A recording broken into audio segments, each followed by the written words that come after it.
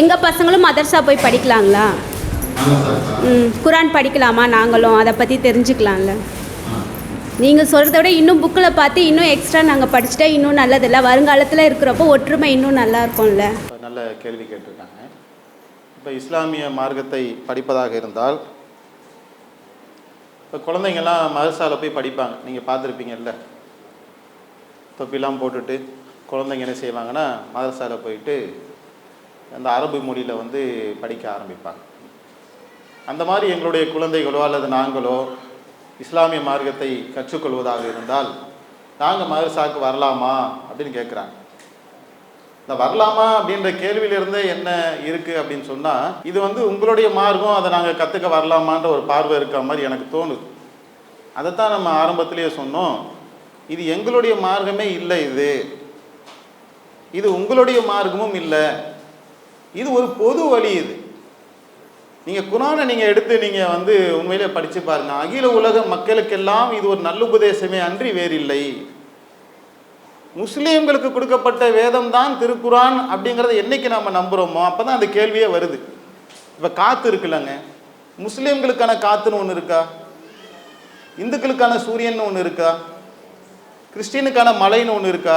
இதெல்லாம் நம்ம எப்படி பார்க்குறோம்? மண்குடிசை வாசல் என்றால் தென்றல் வர மறுத்துடுமா? தென்றல்னா மண்குடிசைக்கும் வரும் மாளிகைக்கும் போகும்ன்றதை விளங்கி வச்சுக்கிட்டோம்ல. நம்ம ஆரம்பத்தில் முன்னுரையில் உங்களுக்கு சொன்னதை மீண்டும் நினைவூட்டுறோம். இந்த குரான் முஸ்லீமுக்கானது என்று முஸ்லீம் நினைத்தால் அது பெரிய தப்பு. முஸ்லீம்களும் அப்படி நினைக்கக்கூடாது.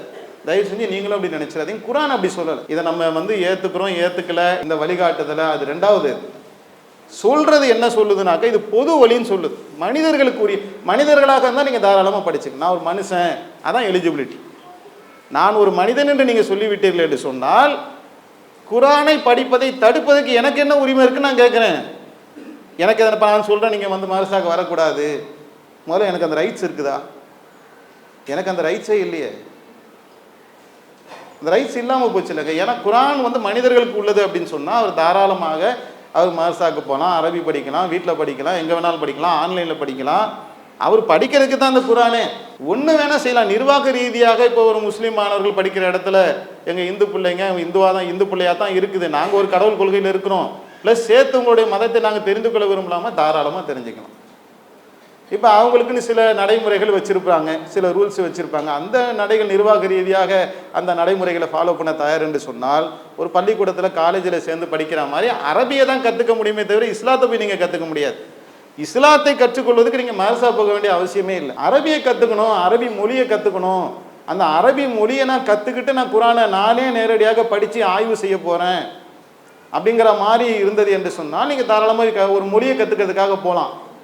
இஸ்லாமை கற்றுக்கொள்வதற்கு நீங்கள் மதரசாவுக்கு போகணுமா? அவசியமே இல்லை.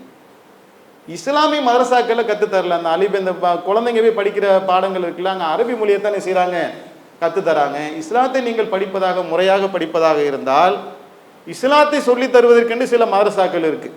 அது வேற ரெண்டாக பிரிச்சிருக்காங்க. மொழியியல் ரீதியாக கான்செப்ட் கொள்கை ரீதியாக பிரித்து என்ன செய்கிறாங்கனாக்கா, நாங்களே அப்படி ஒரு சென்டர் வச்சுருக்கோம், ஒரு 3 மாத கோர்ஸ் மாதிரி வச்சு.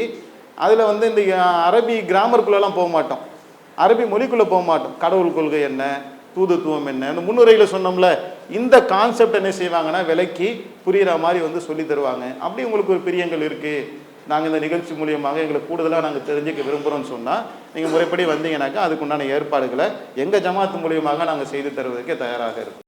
இஸ்லாம் மற்றும் சமுதாய செய்திகளை அறிந்து கொள்ள தமிழ்நாடு தௌஹீத் ஜமாஅத் யூடியூப் பக்கத்தை உடனடியாக சப்ஸ்கிரைப் செய்து கொள்ளுங்கள். மேலும் பெல் பட்டனையும் கிளிக் செய்து கொள்ளுங்கள்.